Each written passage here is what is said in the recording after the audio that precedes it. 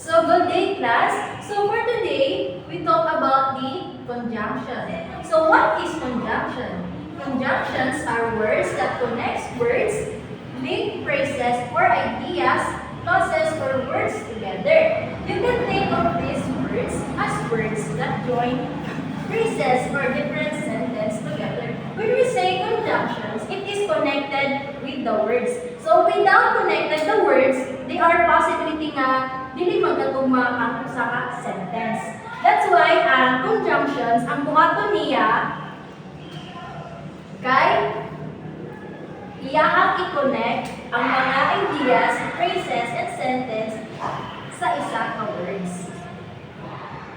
So, they are the examples. Example, she likes apples and oranges. So, it is a joint words. Apples and oranges are the two words. Next is joint phrases. He sings and dances. So, sings and dances are the two phrases. Last, joint clauses. I was tired, so I took a nap. So, tired and took a nap are the two clauses. So, let's talk about the three main types of conjunctions. Number one is the coordinating conjunctions. When we say coordinating conjunctions,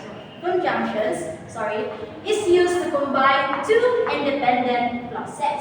So, dapat natong timaan na ang coordinating conjunctions is combined into independent clauses.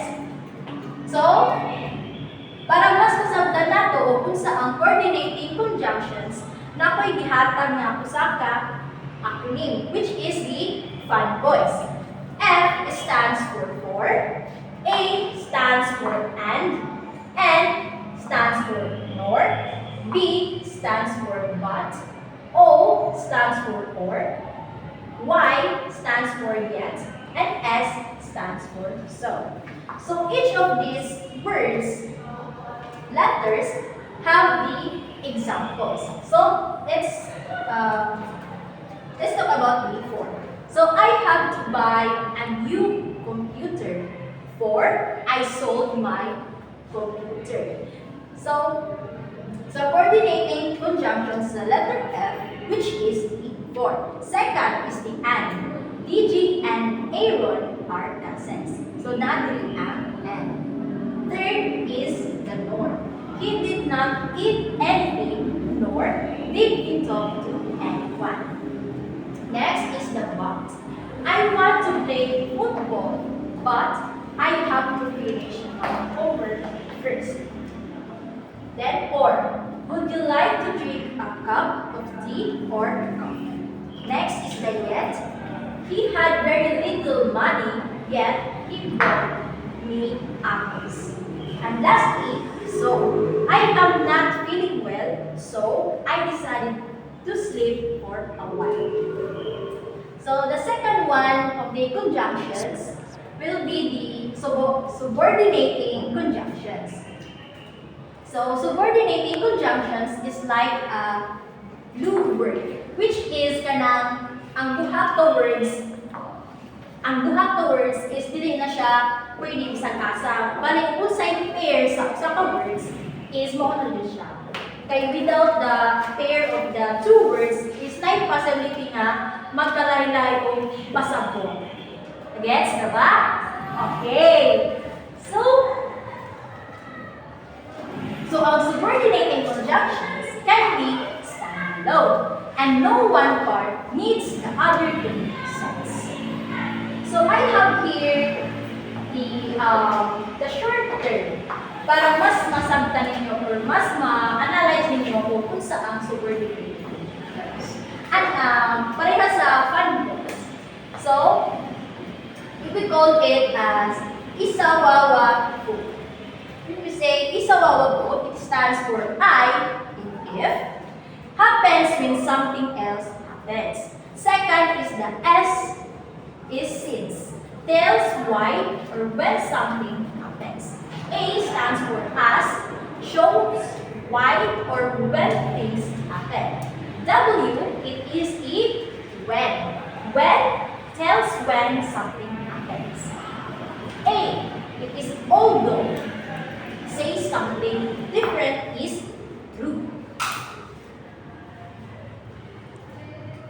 A, IW, it is while, shows two things happen at the same time. And A is after, happens when following something else. B, it is stands for before, happens earlier than something else. U, it is stands for until, keeps going up to a point. And lastly, because, tells why something happens. So I have here examples about these subordinating conjunctions para mas ma-emphasize ninyo kung saan din siya paghimo sa subordinating conjunctions. So I have two examples. So examples number 1 is although she was tired, she went to work. So nakita ba ninyo na although it is a part of the subordinating conjunctions. Second one is I'll wait until you arrive. So until, it is also part of coordinating conjunctions. So in coordinating conjunctions, it is also clarify about the time, coordination, the purpose or the reasons, and that's it. So let's proceed to the correlative conjunctions.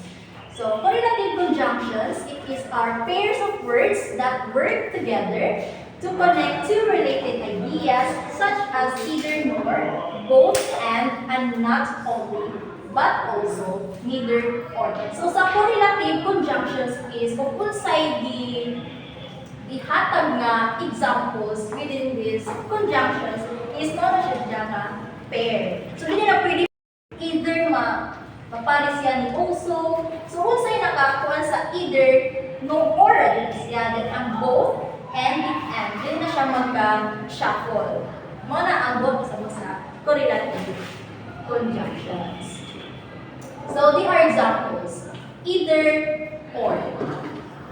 You can have either cake or ice cream. So ang either and or is a pair words. So kung nasa either, dapat namin si or. Mo na ang both sa correlative conjunctions. Second is both and. The dog and the cat are both sleeping. So, and both are the pair words. Without and both, dili na magkatugma ang words. That's why si both and are paired words. Then, third one is not only, but also. So, she is not only kind, but also brave. So, not only, so ang naka-underline din is not only and but also. Next is neither or nor. So, I like neither carrots nor peas. So, on the underline is neither and the nor. Lastly, whether and or. I don't know whether we should play outside or inside. So, on the underline there is whether and the or. So, that's it. I hope na namin nasagdan or na-amoy ka na-learn about sa report na conjunctions. And I hope nga in the future generations and makaibaw na mo kung sa mga other types sa mga structure of English. So, that's it. Thank you.